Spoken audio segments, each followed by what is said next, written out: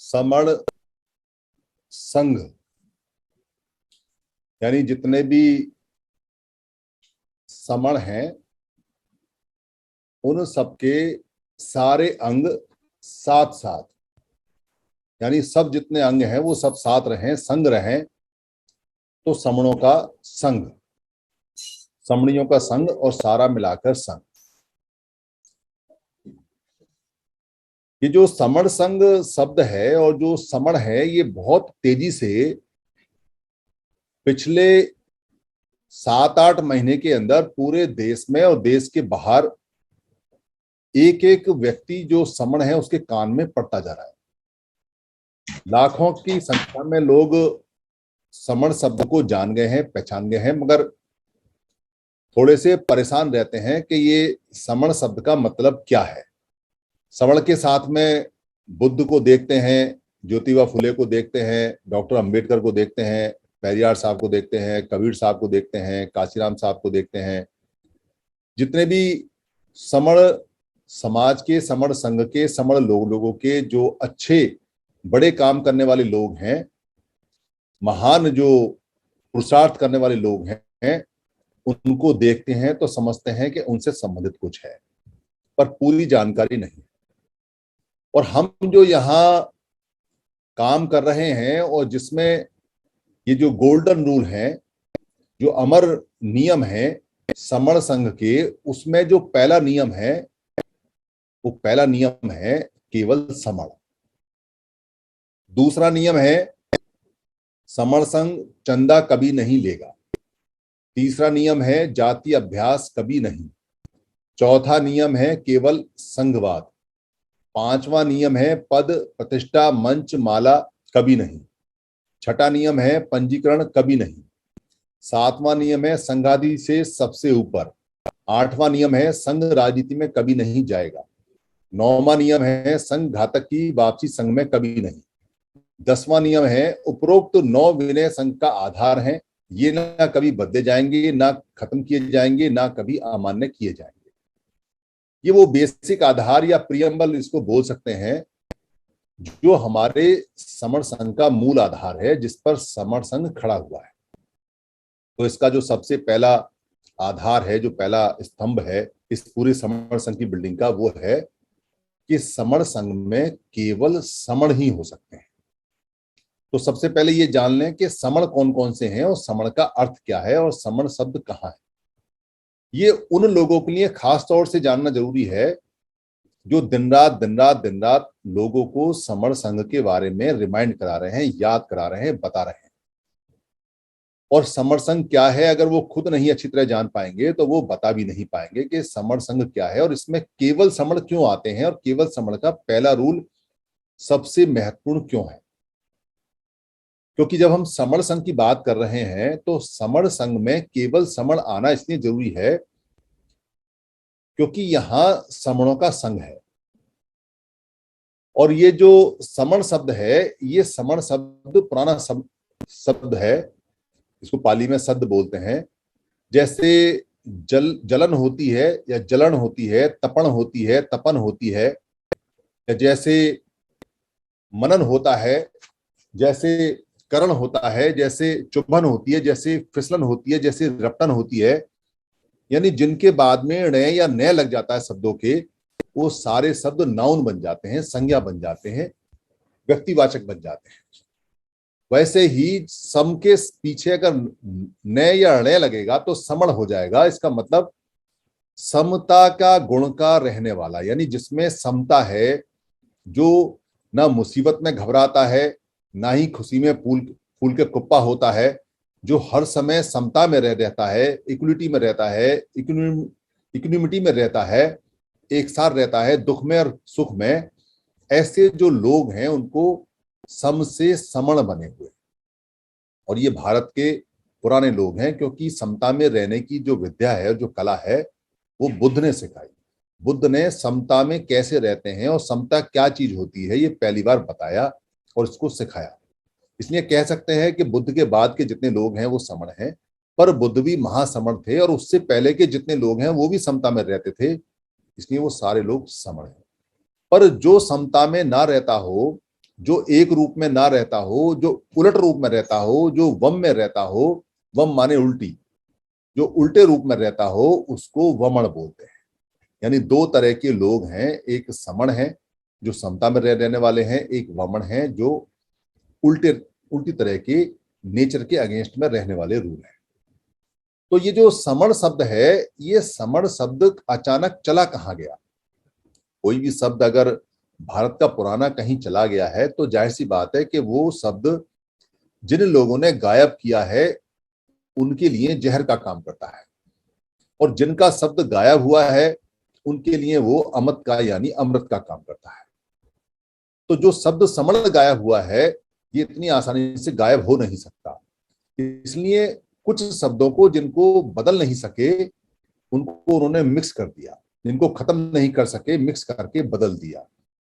तो समण को खत्म नहीं कर पाए क्योंकि यहाँ करोड़ों समण थे, तो उन्होंने समण को श्रवण कहना शुरू कर दिया और हमारे अधिकतर शब्दों में आधा रे लगा दिया। आधा रे हमारा पाली के अंदर नहीं होता, आधा रे बाहर का शब्द है, इसलिए पाली में आधा रे कहीं है ही नहीं। अगर कोई शब्द है जिसमें आधा रे लगा हुआ है तो वो पाली का नहीं, हमारा ओरिजिनल नहीं, बदला हुआ शब्द है। तो समण का जबरदस्ती में श्रवण कर दिया, और सम जो समता में रहने वाले लोग थे उसको श्रम करके उनको मेहनत करने वाला लोग बताने लगे, कहने लगे कि आप मेहनत करते हो, आप समण हो, आप श्रमण हो, आप मेहनत का सो, हम तो आपको श्रमण कहेंगे, श्रम करने वाला कहेंगे। समता में रहने वाले लोगों को मेहनत करने वाला लोग कहने लगे, और हमारे लोगों ने इसको अडॉप्ट करना शुरू कर दिया कि हम तो श्रम करने वाले लोग हैं। ये भूल गए कि हम समता में रहने वाले बुद्ध के जानकार, बुद्ध से पहले के जानकार हैं, जो दुख और सुख को एक साथ देखने वाले लोग हैं, मुसीबत को और खुशी को एक साथ देखने वाले लोग हैं, जो यश को और बदनामी को, नाम को और बदनाम को एक साथ देखने वाले लोग हैं, जो लाभ को और हानि को एक साथ देखने वाले लोग हैं। हम इन आठों चीजों से नहीं घबराते, ऐसे हम समता में रहने वाले लोग हैं, और हमको कह दिया कि हम श्रम करने वाले लोग हैं। और हमारे लोगों की जब जानकारी खत्म होने लगी तो उन्होंने ये मान लिया कि हम श्रम करने वाले लोग हैं। श्रेय शब्द पाली में नहीं है, हमारा नहीं है। अगर श्रेय जो बना हुआ है वो आधे शय से और आधे रे से मिलकर बना हुआ है। शय वाला शब्द या षटकोण वाला शब्द ये भी पाली का नहीं है, भारत का नहीं है, हमारा नहीं है, इसलिए श्री शब्द भी हमारा नहीं है। पर उन्होंने श्रम कहना शुरू किया जो हमारा शब्द नहीं है। तो पाली की डिक्शनरी में जब देखते हैं तो समण शब्द मिलता है, श्रम करने वाला है ही नहीं। श्रम को तो कर्मकार बोलते हैं, यानी काम करने वाला। तो हम काम करने वाले लोग हैं यानी कि श्रमकार हैं। कम तो हमको श्रमिक बना दिया, हमको श्रम कार्ड वाला बना दिया, हमको श्रम मंत्रालय वाला बना दिया, और हमको कह दिया कि आप श्रम करने वाले लोग हैं।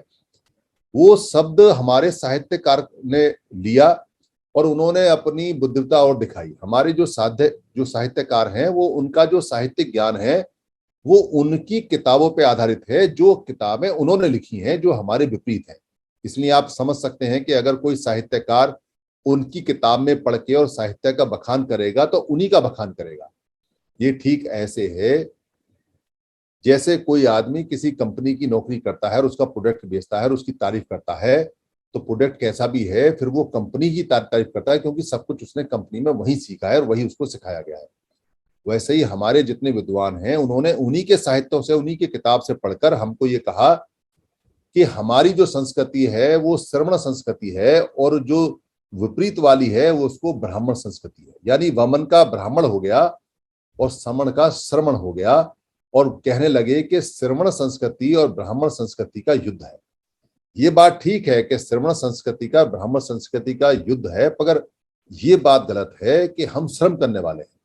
समता में रहने वालों का श्रमण लोगों का वमन लोगों से युद्ध है। उनकी संस्कृति अलग है, हमारी अलग है। तो समण संस्कृति और वमन संस्कृति का युद्ध है, श्रमण संस्कृति का और ब्राह्मण संस्कृति का नहीं है। क्योंकि अगर आप श्रमण संस्कृति का बोलोगे तो वो कह देंगे कि श्रमण संस्कृति का मतलब है मेहनत करते रहो, बस गधे की तरह काम करते रहो, कुछ और कोई काम करने की जरूरत है नहीं। ना आप पढ़ोगे, ना आप लिखोगे, ना धन रखोगे, बस मेहनत करते रहो, मेहनत करते रहो, आपका काम श्रम है, आपकी संस्कृति श्रमण है। जबकि हमारी जो संस्कृति है, संखति बोलते हैं उसको, वो समण है। इसलिए समण हम बहुत लोग थे, यानी कि भारत में वमन की संख्या 1% से भी कम, जो बाहर से आए हुए लोग थे 1% से भी कम। और अधिकतर लोग सारे हजारों में, लाखों में, करोड़ों में सारे सारे समण। तो हम सारे समण थे। तो समण शब्द की ग्लोरी इतनी ज्यादा है, और जो साहित्य में मिलती है और जो साहित्यकार बताते हैं, और इधर हमारे भी जो जो जितने भी यहाँ पर समण भाई बहन हैं, वो सारे के सारे इसको लगातार चेक कर रहे हैं और पढ़ रहे हैं और देख रहे हैं, और ये उनको लगातार साहित्यों में मिल रहा है। तो समण संघ उन्हीं लोगों का संघ है जो पहले राजा थे, जो पहले विद्वान थे, जो पहले बुद्ध के परिवार से थे, जो बुद्ध से पहले थे, जो बुद्ध बने, जो राजा अशोक थे, जो उनके सेनापति थे, जो सिपाही थे, जो जीवक जैसे जो महान चिकित्सक थे, फिजिशियन थे, और जो तक्षशिला यूनिवर्सिटी में हमारे डॉक्टर पढ़ाते थे, और जो सारे हमारे किसान थे, और सुदत्त जैसे जो व्यापारी थे, और बड़े बड़े इंजीनियर जिन्होंने सड़कें बनाई और जिन्होंने पूरा पूरा सिस्टम बनाया, और उद्योगपति सारे, और वो सारे के सारे समण लोग रहे हैं। इसलिए समण लोग किसी भी हालत में खाली श्रम करने वाले लोग नहीं हैं। वो राजा भी हैं, वो शासन प्रशासन चलाने वाले भी हैं, वो धर्म को जानकार भी हैं, वो दुनिया के विश्व गुरु भी हैं, वो दुनिया को सिखाने वाले भी हैं। समण संघ की या समण संस्कृति की या समण संस्कृति की जो जड़ें हैं पूरे भारत में शुरू से लेकर आखिर तक बहुत गहरी जमी हुई है, और वमन संस्कृति का तो कहीं अता पता ही नहीं है। साहित्य में भी नहीं मिलता, बुद्ध के साहित्य में भी नहीं मिलता, क्योंकि बुद्ध महासमण है। इसलिए यहाँ जो ये बात है कि यहाँ समण संघ के अंदर केवल समण ही हो सकता है इसका मेंबर, उसका खास कारण ये है कि वमन नहीं हो सकता। एक ये लिमिटेशन है। उसका रीजन ये है कि हम धम्म नहीं सिखा रहे हैं, क्योंकि बुद्ध ने तो यूनिवर्सल धम्म एक व्यक्ति को प्योरीफाई करने के लिए सिखाया। इसलिए जब वो बुद्ध बने तो बुद्ध के साथ में एक लिमिटेशन होती है कि बुद्ध किसी व्यक्ति में भेदभाव नहीं कर सकता, यानी कोई भी बुद्ध होगा उसके लिए सारी दुनिया के व्यक्ति बराबर होते हैं। बुद्ध जानवर में, व्यक्ति में, पेड़ में, पौधे में, किसी की भी तरह किसी को भी मना नहीं कर सकते, उनको सबको पढ़ाना ही होता है, वो तभी बुद्ध होते हैं। इसलिए बुद्ध ने जो धम्म दिया है वो सबको दिया है, वो बमण को भी दिया है और वो समण को भी दिया है। वो खुद समण थे पर उन्होंने सबको दिया है। इसलिए बुद्ध के धम्म के साहित्य में समण और वमन शब्द आते हैं। पर हमारी जो आइडेंटिटी है वो धम्मिक वाली नहीं है। हमारी जो पहचान है, क्योंकि सारे लोग धम्म को नहीं जानते, सारे लोग, क्योंकि हम सारे सारे समण हैं, तो हमारा संघ जो है वो आधारित है लोगों पर, लोगों की संख्या पर, वो धम्म पर नहीं।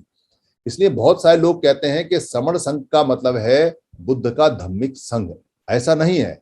बुद्ध का धम्मिक संघ भिक्षुओं का संघ है, भिक्षुणियों का संघ है, उपासक और उपासिका जो धम्म सीखते हैं उनका है। पर जो बाकी समण हैं और सारे समण हैं, उनका जो संघ है वो समण संघ है। इसमें भिक्षु भी आते हैं जो समण है, इसमें भिक्षुणी भी आती हैं जो समण है, इसमें उपासक उपासिका भी आती है जो समण है, और इसमें बाकी लोग भी आते हैं जो समण है।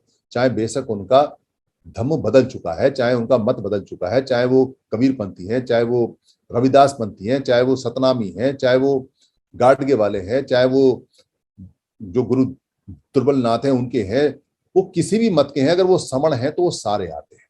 इसमें धम्म की लिमिटेशन नहीं है। अगर कोई धम्म को जानता है और बुद्ध को जानता है तो वो और ज्यादा अच्छा है, क्योंकि अगर वो जानता है तो अपने महासमण को बहुत नजदीक से पहचानता है। पर कोई दूर खड़ा है और बुद्ध को नहीं जानता है तो इसका मतलब ये नहीं है कि वो समण संघ का मेंबर नहीं।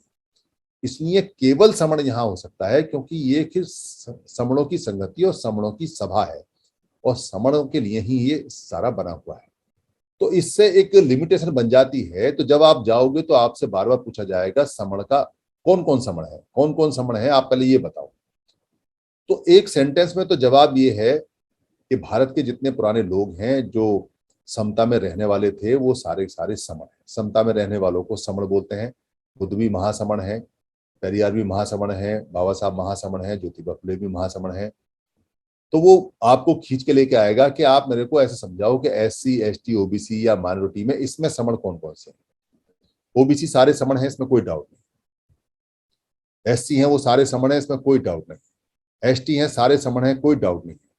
पर जो धर्म परिवर्तित लोग हैं उनमें सारे समण नहीं है, क्योंकि कुछ जो लोग हैं जो वमन हैं उन्होंने भी धर्म परिवर्तित करके वो क्रिश्चियन बने हैं, वो धर्म परिवर्तित करके उन्होंने इस्लाम अपनाया है, उन्होंने धर्म परिवर्तित करके वो सिख बने हैं, उन्होंने धर्म परिवर्तित करके वो बुद्ध के भी धर्म में गए हैं, और वो धर्म परिवर्तित करके जैन महासमण थे मगर उसमें भी वो आए हैं। इसलिए धर्म परिवर्तित लोग सारे समण नहीं है, ये ध्यान रखना। तो फिर किसी को बताने में दिक्कत आएगी तो उसको आसानी से कैसे बता सकते हैं। आप उसको आसानी से कह सकते हैं कि जो वमन नहीं है और भारत का मूल निवासी है वो समण है, यानी जो वमन नहीं है वो समण है। तो मोस्टली जो पहचान है वो पुरानी पहचान जो 85 और 15 की बताई है उसी पर आधारित है। बस इसका ध्यान रखना है कि जो धर्म परिवर्तित लोग हैं उनमें दो तरह के लोग हैं, एक समण लोगों ने धर्म परिवर्तित किया है और एक वमन लोगों ने किया है। वमन लोगों का जो कल्चर और जो संस्कृति है वो वमनों के हिसाब से ही है, बेशक चाहे वहां उन्होंने धर्म परिवर्तित किया है या नहीं किया है।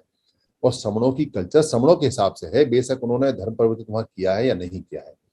इसलिए समण अगर कोई किसी और धर्म का है, किसी और पंथ का है, किसी और मजहब का है, तो समण है तो मेंबर है, और अगर समण नहीं है तो मेंबर नहीं है। ये ध्यान रखना, क्योंकि समण संघ केवल समणों के लिए है। तो सारे समण इसके जन्मजात मेंबर हैं। जितने भी समण दुनिया में हैं, चाहे वो माँ के पेट में बच्चा है, चाहे वो बूढ़ा मरने को तैयार है, चाहे वो जेल में है, चाहे वो डॉक्टर है, चाहे वो इंजीनियर है, चाहे वो मजदूर है, चाहे वो किसान है, चाहे वो टीचर है, चाहे वो सड़क पर भीख मांग रहा है, चाहे वो खेत में हल चला रहा है, वो जो भी व्यक्ति समण है वो सब इसके मेंबर होते हैं।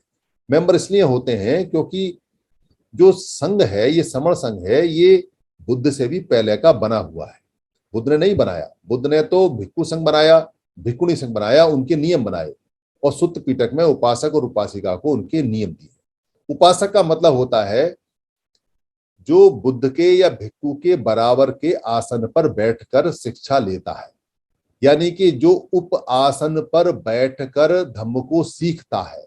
जैसे बुद्ध है या भिक्खु है या कोई भिक्खु आए हैं और वो उनसे कहे कि मुझे धम्म सीखना है, तो कोई अगर महिला धम्म सीखेगी उनके बराबर के आसन पर बैठकर, उप आसन पर बैठकर, तो उसको बोलेंगे उपासिका। यानी वो उसी समय तक उपासिका है जब तक वो धम्म सीखती है। और कोई अगर नर है और वो उप आसन पर बैठकर धम्म को सीखता है तो उसको बोलते हैं उपासक।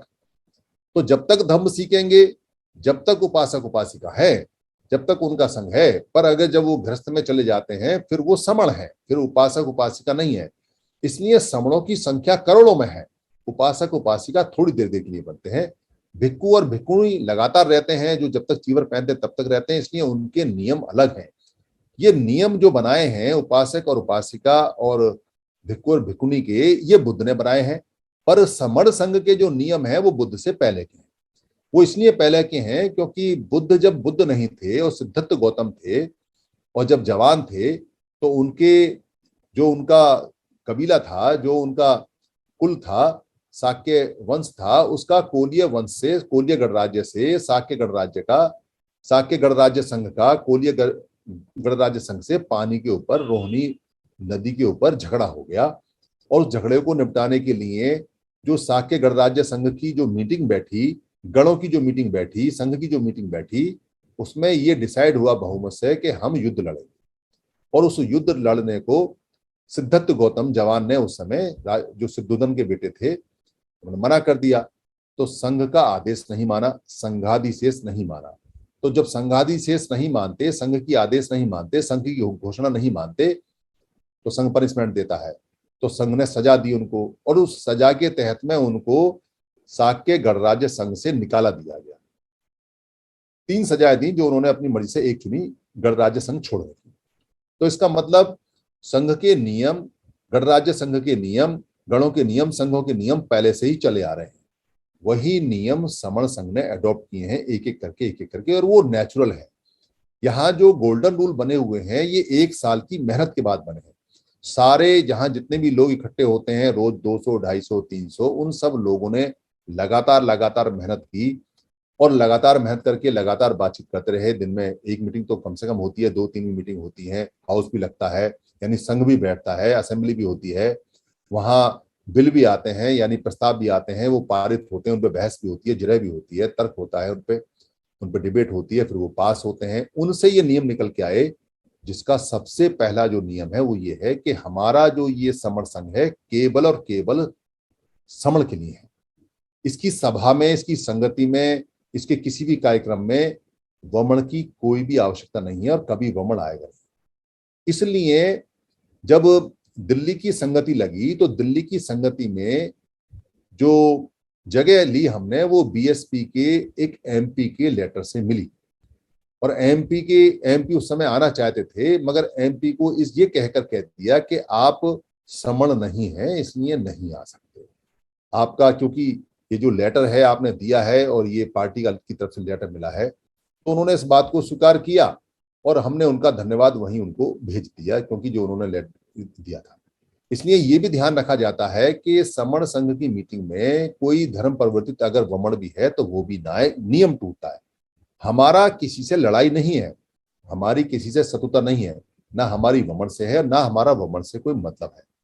हमारा सबके साथ में प्यार है, भाईचारा है, करुणा है, मैत्री है। हमारा कहीं कोई युद्ध नहीं है, हमारे वैचारिक अधिकारों की लड़ाई है।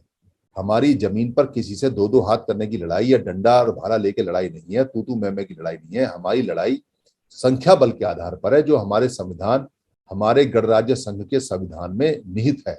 यानी सिर्फ हमको इकट्ठा होना है। अगर हम जितने ज्यादा इकट्ठे हो जाएंगे उतनी जल्दी हम अपने अधिकार ले लेंगे, संविधान हमें हमारे अधिकार दे देगा। वमणों की संख्या बहुत थोड़ी सी है।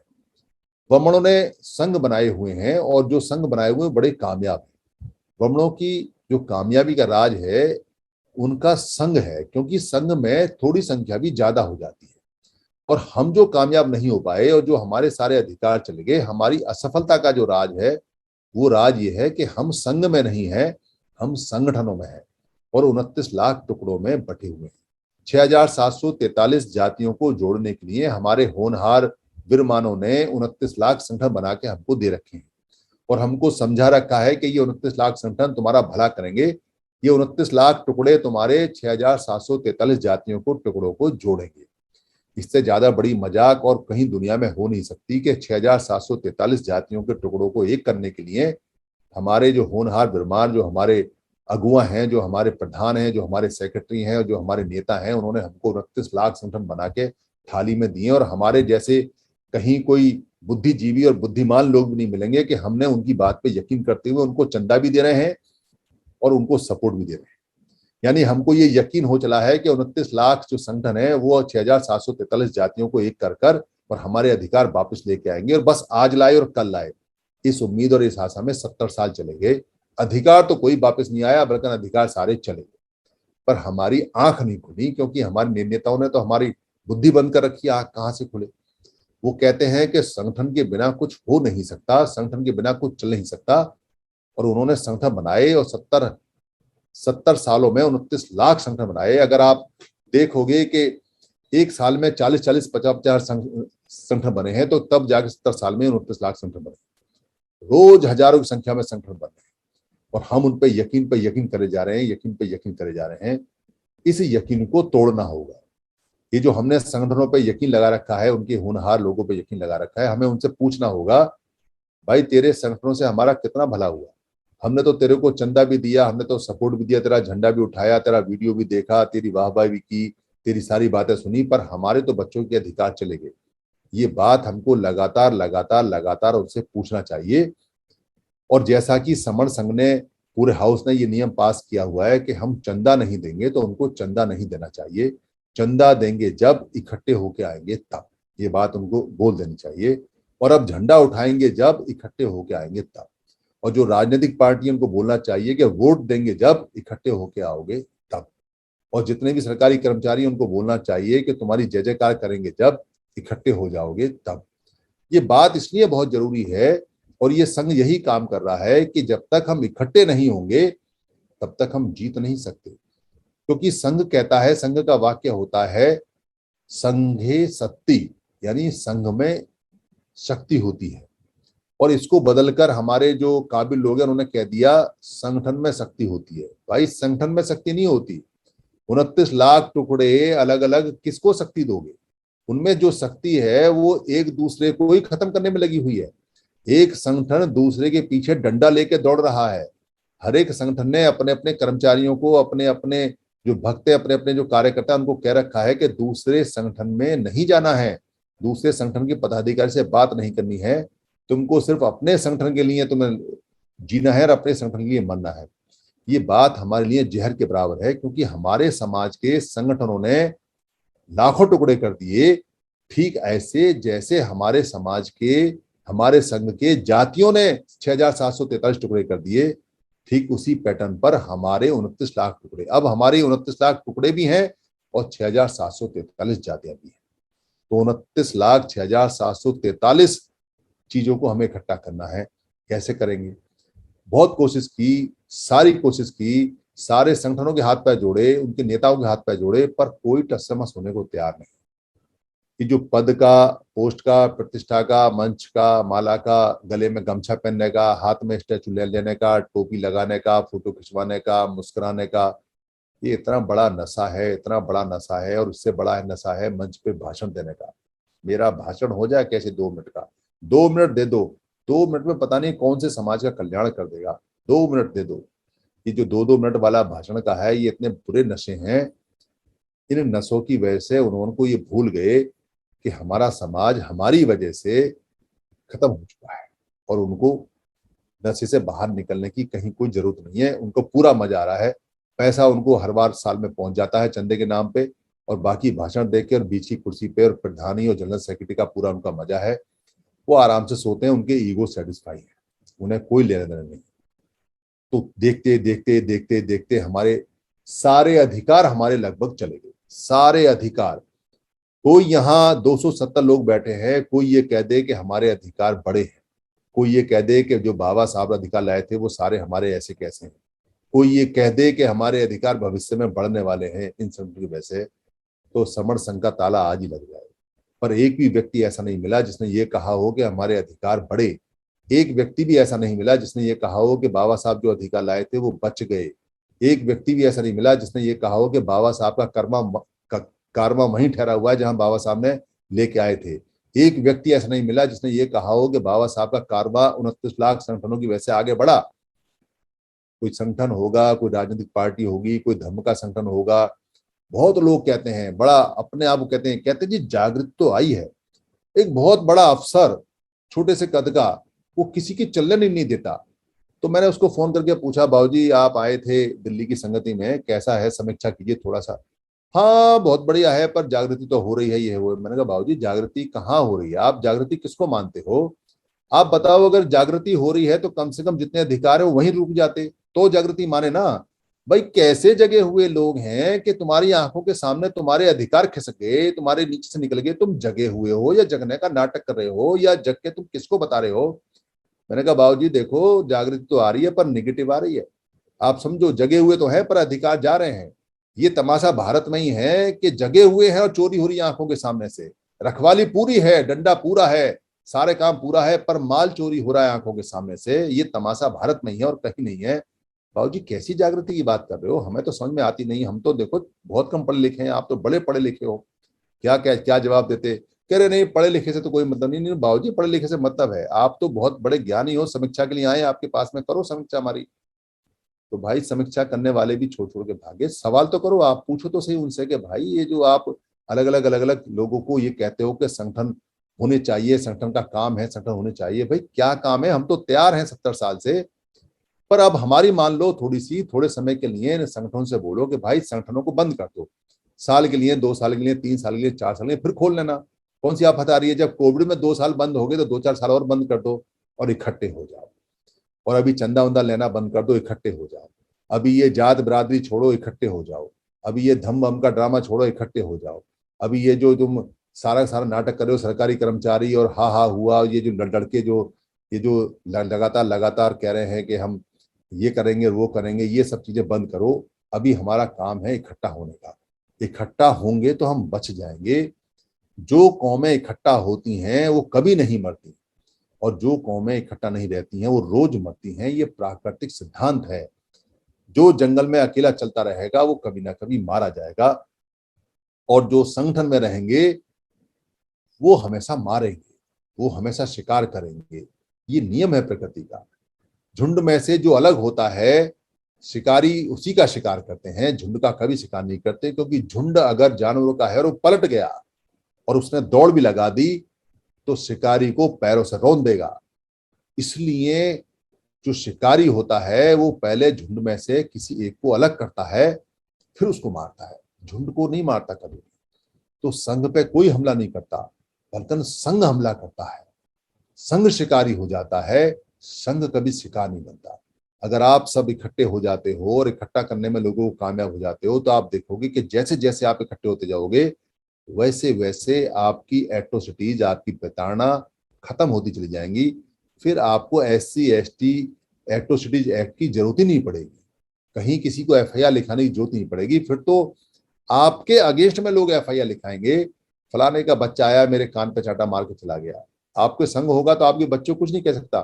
फलाने का आदमी आया मेरी मूछ काट के चला गया, फलाने का आदमी आया मेरे बाल काट के चला गया, फलाने लोग आए उन्होंने मुझे क्या बोलते हैं ऐसे किया और वैसे किया। फिर आपकी आपकी लिखी जाएंगी FIR। जो संघ में होते हैं वो FIR उनके अगेंस्ट में लिखी जाती हैं, क्योंकि वो शिकारी होते हैं, और जो अलग अलग होते हैं वो शिकार होते हैं। ये सब बातें, सारी बातें प्राकृतिक और सब जानते हैं। पर रोड़ा कहाँ है, दिक्कत कहाँ आ रही है? दिक्कत आ रही है हम जगे हुए नहीं हैं, हम जगने का नाटक कर रहे हैं। हम इतने ज्यादा दयालु बने हुए हैं कि अगर कठोर बोल देते हैं तो उससे भी दिक्कत होती है कि हमारे संगठनों को, हमारे नेताओं को इतनी कठोर भाषा क्यों इस्तेमाल कर दी। अरे भाई, बच्चे मरने वाले हैं, अगर कठोर भाषा भी उनके कान में नहीं जाती है तो डंडे उठाने पड़ेंगे। भाषा कठोर से कुछ नहीं होने वाला है, क्योंकि अगर बच्चे नहीं बचाने तो फिर तो बच्चों को मरने तो कोई दिक्कत नहीं है, पर अगर बच्चे बचाने तो कठोर होना पड़ेगा, भाषा कठोर करनी पड़ेगी और उनको डंडे उठा के सुटना भी पड़ेगा।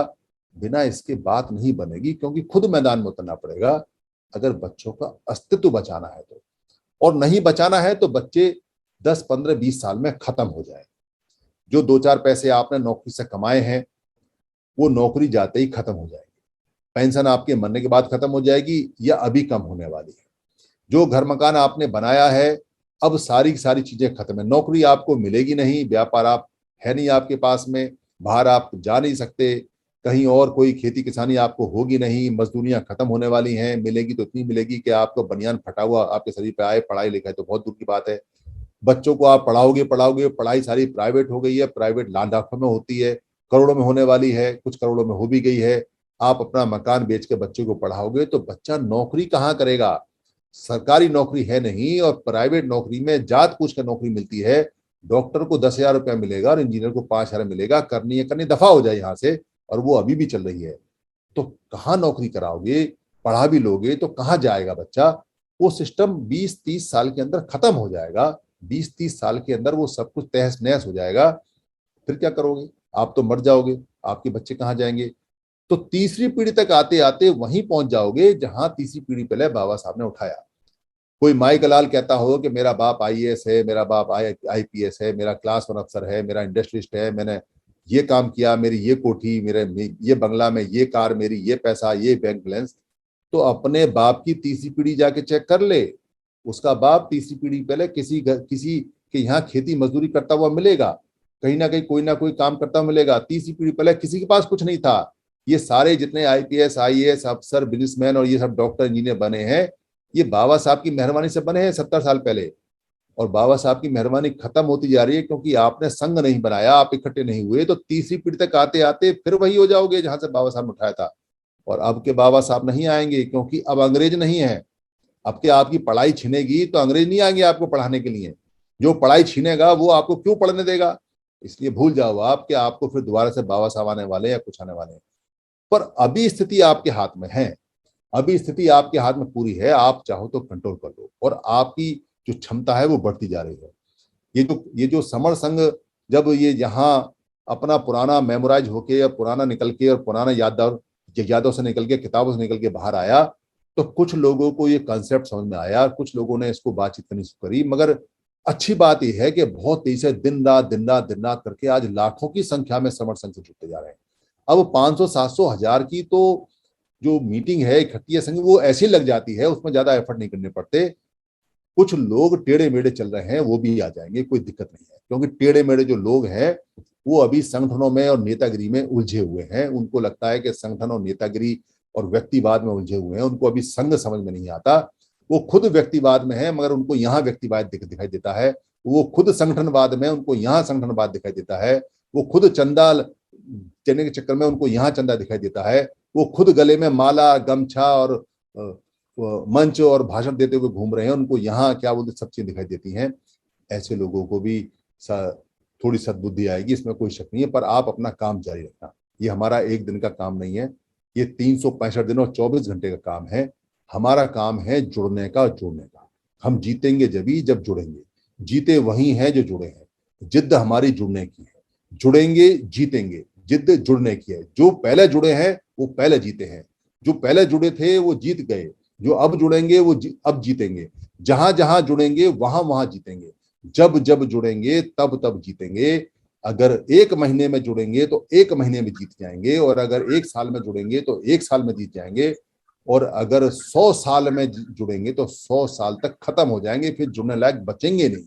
क्योंकि अगले 30 साल तक तो आप जुड़ने के लायक नहीं बचोगे। आप रोटी कमाओगे, भीख मांगोगे, मजदूरी करोगे, या जुड़ने के लिए पोर्टल पे आओगे। आपके पास तो पोर्टल पे आने जाने के लिए ना लैपटॉप होगा, ना मोबाइल होगा, ना पैसा होगा, और ना ही आपको एक्सेस मिलेगा इसका। यानी कि आपको इंटरनेट मिलेगा भी नहीं। आप पैसा भी खर्च करोगे तो आपकी जाति देख के आपको कहा जाएगा, अरे तुझे क्या करना इंटरनेट का, तुझे तो खेत में काम करना, मजदूरी का, तू कौन सा इंटरनेट से खेत जोतेगा, जा कसला ले और जाके कर, तुझे कोई इंटरनेट की जरूरत नहीं है। ये हालत आएगी हमारे पढ़े लिखे लोगों की भी। आपको अभी समझ में नहीं आ रहा है। अगर आंख उठा के देखोगे तो भविष्य सामने दिखाई दे रहा है।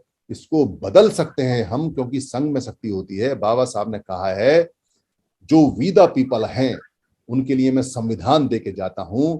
जो इकट्ठे हो जाएंगे संविधान अधिकार उनके घर पहुंचा देगा, और जो इकट्ठे नहीं होंगे उनके घर उनके बर्बाद हो जाएंगे, वो लोग बर्बाद हो जाएंगे। कुछ नहीं करना है, 1 रुपया खर्च नहीं करना है, कोई संघर्ष नहीं करना है, कुछ नहीं करना है, सिर्फ संघे शक्ति कहना है और संघं नमामि कहना है। सुबह उठते ही कहना है संघं नमामि, संघ को नमन करता हूं।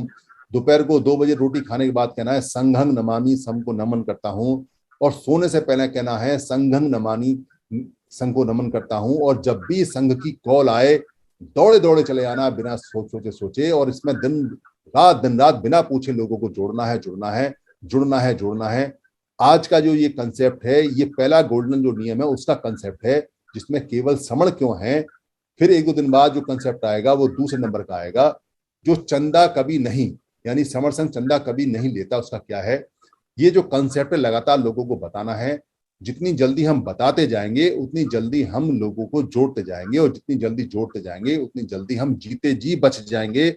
अपनी आंखों के सामने बच्चों को बचाने की गारंटी देके जाएंगे, अदरवाइज हम मारे जाएंगे। धन्यवाद।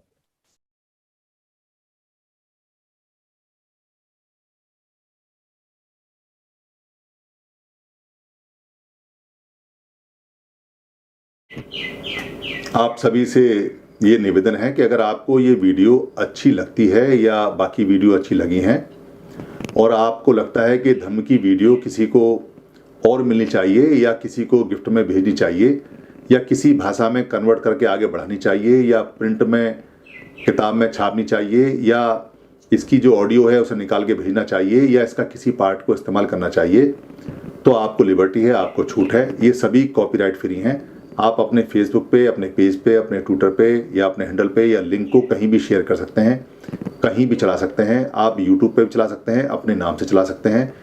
इसके लिए इजाज़त लेने की या परमिशन लेने की बिल्कुल भी ज़रूरत नहीं है। आप इसको अपना मान के चलाएं, क्योंकि धम्म सबका है। हम जो बताते हैं वो भगवान बुद्ध का है या महापुरुषों का है, उन्हीं की बात को सरल भाषा में बताते हैं। हमारा सिर्फ इतना राइट है इस पर कि हम इसको लोड कर देते हैं, बाकी सारी ये पूंजी आपकी है। धन्यवाद। शरणं गच्छामि। बुद्धं शरणं गच्छामि। धम्मं शरणं गच्छामि। धम्मं शरणं गच्छामि। संघं शरणं गच्छामि। संघं शरणं गच्छामि।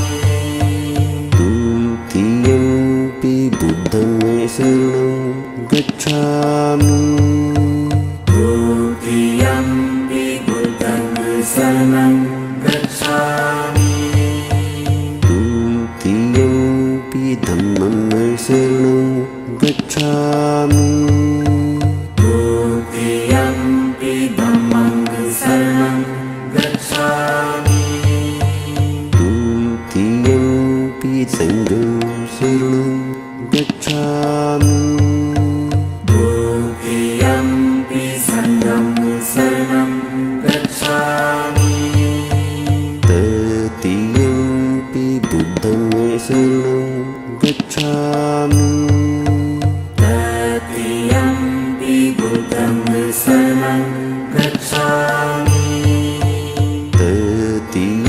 तृतीयम्पि धम्मं शरणं गच्छामि तृतीयम्पि धम्मं शरणं गच्छामि तृतीयम्पि सङ्घं शरणं गच्छामि तृतीयम्पि सङ्घं शरणं गच्छामि